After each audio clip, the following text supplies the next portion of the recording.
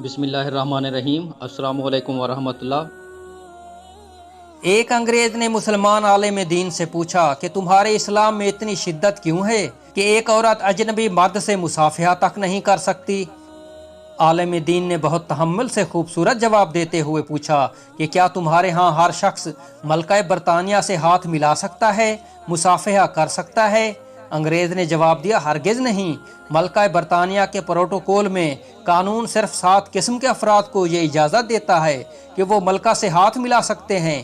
عالم دین نے جواب دیا، اسی طرح ہماری شریعت میں 12 اصناف ہیں جنہیں شریعت ہاتھ ملانے کی اجازت دیتی ہے: باپ، دادا، شوہر بیٹا، بھائی چچا، ماموں بھتیجا، بھانجا پوتا، نواسا۔